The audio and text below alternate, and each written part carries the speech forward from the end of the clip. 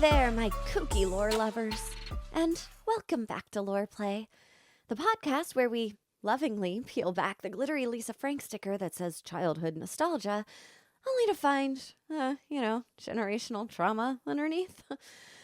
You know that feeling when you think back on something from childhood that seemed super normal, or that just didn't particularly stand out as weird, but as an adult, you're like, what the actual fuck? That's always been fairy tales for me, because even in the watered down versions, I've always kind of felt like, ugh, icky. Like, the poor maiden's primary goal in life is to catch the eye of the rich prince so he can sweep her off her feet to a place of luxury and live happily ever after. Bitch, put me down. I want to see the fine fucking print.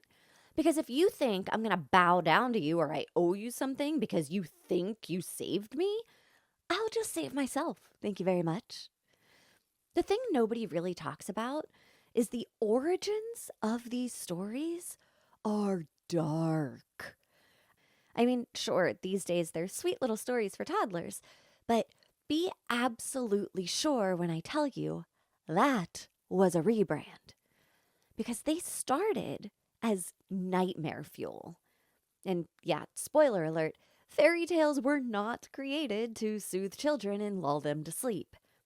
They were created for survival, for social control, which seems to be a common theme throughout history, and occasionally for saying, hey, don't do this specific thing or you will die a horrible death and then everyone will take turns eating you. Which, I mean, honestly, efficient messaging. So let's start at the beginning. Before picture books, before Disney, before anyone thought, yeah, this story about cannibalism should definitely be read aloud to young, impressionable minds right before nap time. The earliest fairy tales come from oral tradition, meaning these stories were passed down by word of mouth, often over hundreds, sometimes thousands of years. No books, no authors, no copyright pages. Just people sitting around fires trying to make sense of a world that was actively trying to kill them. We're talking medieval shit, and before. Places where half your children didn't survive childhood.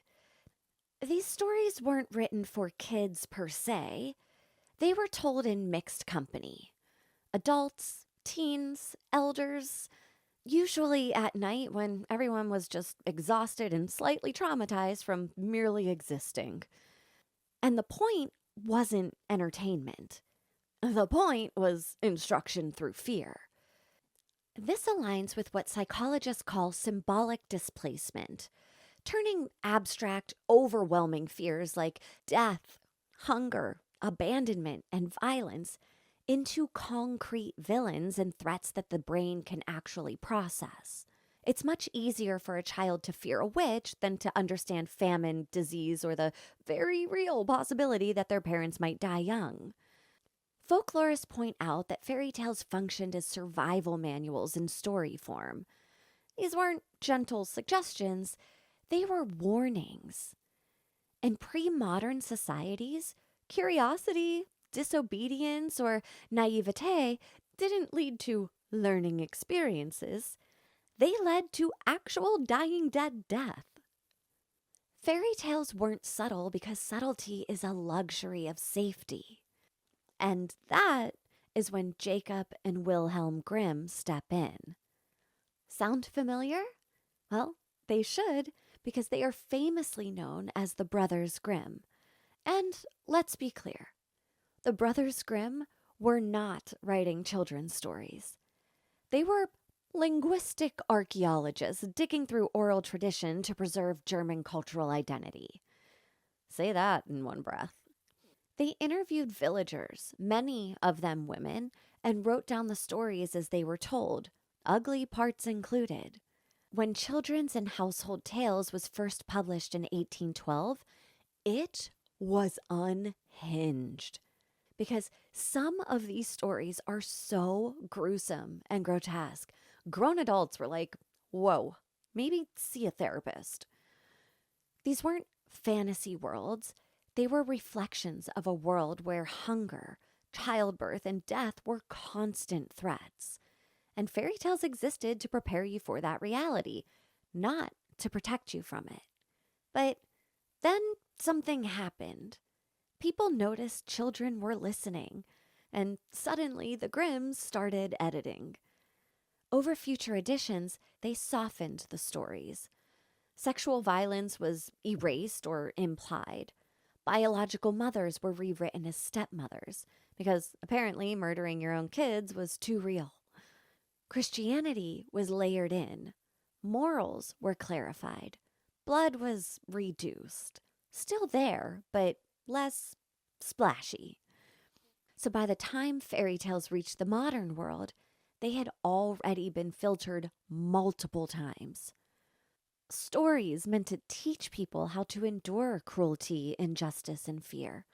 Slowly transformed into bedtime material with rounded edges. But the bones never changed. So let's dig into some of them, because this is my favorite part. The shit human brains come up with is absolutely fucked. So let's start with one of the most deranged and maybe least talked about Grimm stories, the Juniper Tree. If you've never heard this one, buckle up, because we are setting the tone immediately. The short version is this. A woman desperately wants a child. She miscarries repeatedly, and then she finally becomes pregnant again. She cuts her finger while peeling an apple, bleeds into the snow, and wishes for a child as red as blood and as white as snow. Which, first of all, already ominous. Nature is involved, blood is involved, and I feel inexplicably uncomfortable. She gives birth to a son, and then immediately dies. Enter the stepmother. She has a daughter of her own and resents the boy so deeply that she eventually murders him by slamming a heavy chest lid down on his neck. She then dismembers his body, cooks him into a stew, and feeds him to his father, who, of course, eats the entire meal and repeatedly comments on how delicious it is. The daughter, traumatized, gathers her brother's bones and buries them beneath the juniper tree.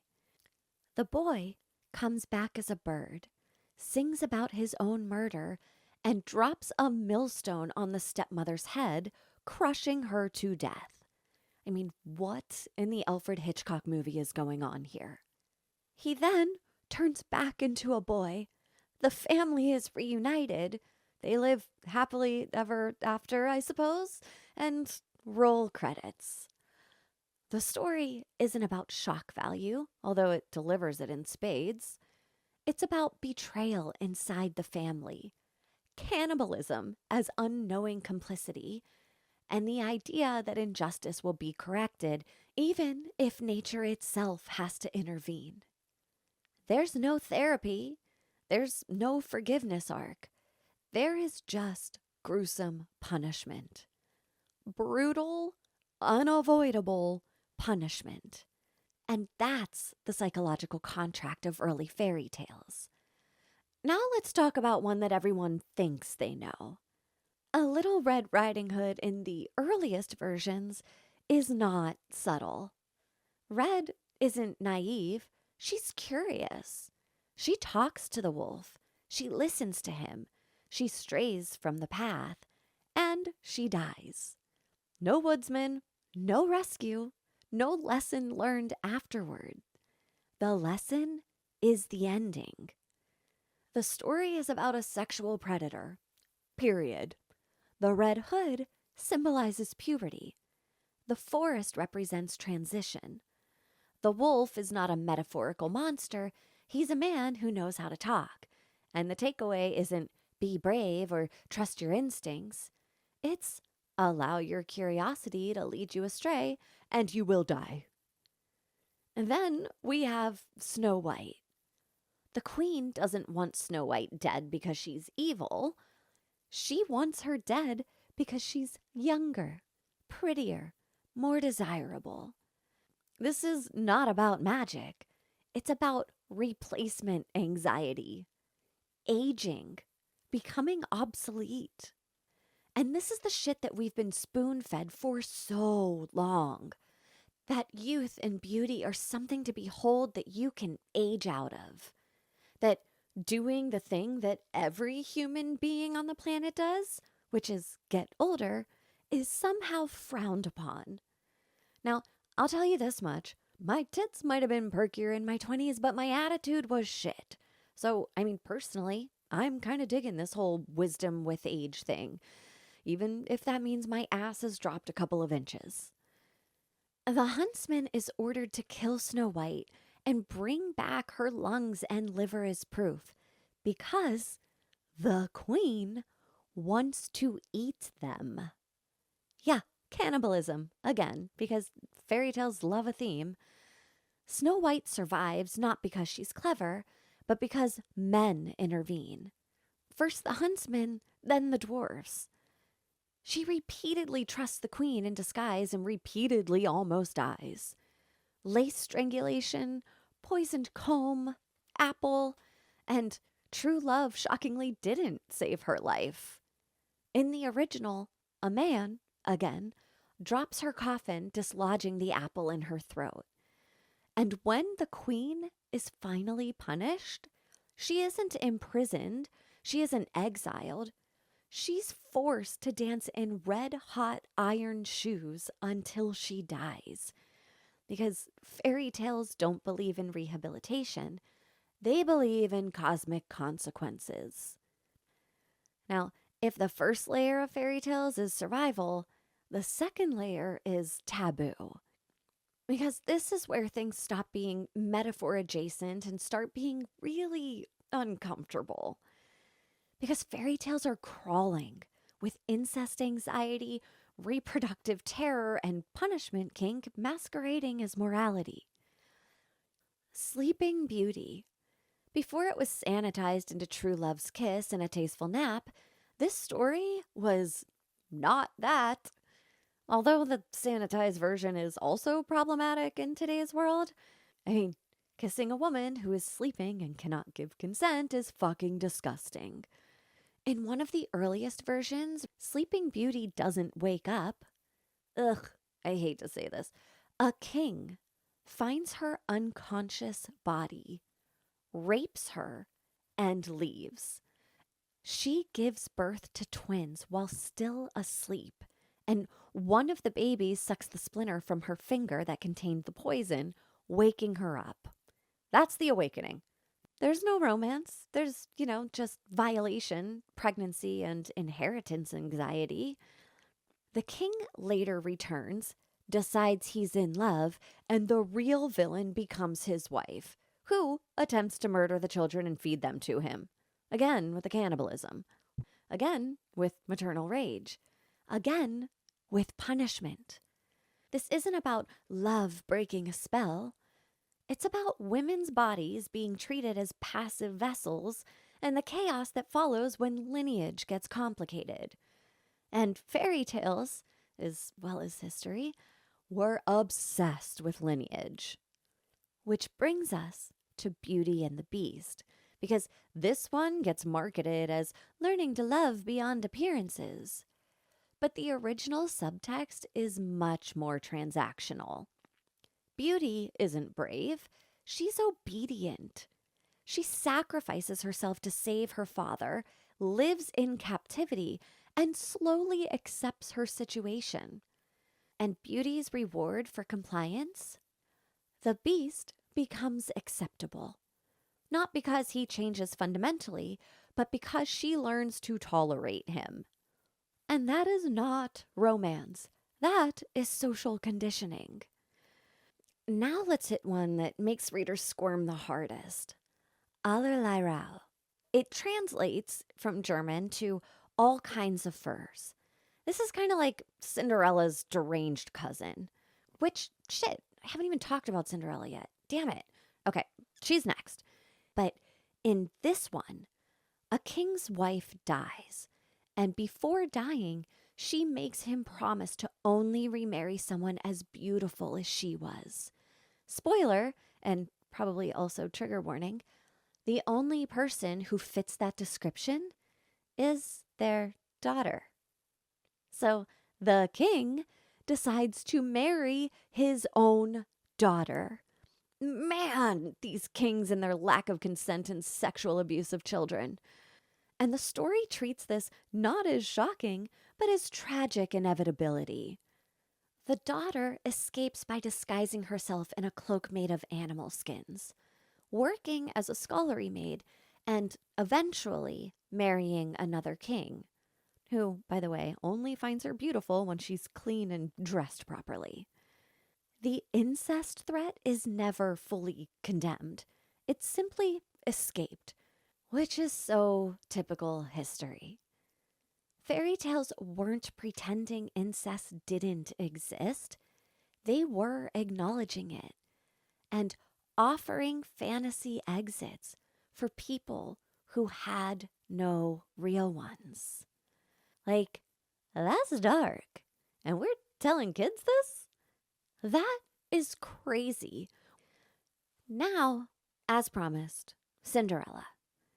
In the Grimm version, Cinderella is less about magic and more about endurance and suffering. Her mother dies. Her father emotionally checks out. Her stepmother and stepsisters abuse her relentlessly. In this version, there is no fairy godmother. Instead, Cinderella plants a tree on her mother's grave and prays to it. She cries and cries, essentially watering the tree with her tears. And yes, there's a ball. And yes, her stepmother drowns her in work and says she can't go. And yes, birds come to her rescue and give her a gown and she meets the prince. He says he wants to see where she lives, so she fucking ducks out on him, leaving behind the slipper. So far, pretty on track with what we know, right? But there's no Gus Gus or Lucifer or fairy godmother. When the prince announces he will marry whoever fits the slipper, the stepsisters don't shrug and accept defeat. They motherfucking mutilate themselves. Imagine being so thirsty for a dude that you cut off your toes, which is exactly what one sister actually does. She cuts off her toes, and the other sister slices off her heel. I mean, maybe if they put them together like halves of a best friend necklace, they can make a whole foot. Blood pours into the shoe, but the prince doesn't notice because men are notoriously oblivious, even in fairy tales. The birds, however, notice immediately and sing about the blood trailing from the shoe. And finally, he realizes she ain't it. So, obviously, circumstances work out. He realizes Cinderella is the one the shoe fits, and they are set to get married. And at Cinderella's wedding is when the punishment comes. Now, are you ready for this? Those cute birds peck the stepsisters' eyes out. Peck their fucking eyes out. I mean, at least they can't see their mutilated feet anymore. How embarrassing. And those are just a few of the fairy tales we know in their origin stories. Fairy tales were a way to wrap reality in something palatable for children to process. They acknowledge that parents fail, that authority can be abusive, that survival sometimes requires violence, that innocence doesn't protect you, and that goodness alone is not enough, at least for back in the day. Because times changed, as they do. We all collectively agreed that traumatizing children with these stories wasn't great, so we rewrote them, softened them, and, added songs and sparkles and kisses and happy endings that didn't require bloodshed. But the unease was never fully far away, because you can clean up the language, but you can't erase the fact that these stories were born out of fear, hunger, sex, power, and survival. Fairy tales were never about putting children to sleep. They were about waking people up to the reality they were already living in. Sometimes the monster is your family. Sometimes it's authority. Sometimes it's hunger. Sometimes it's the system itself.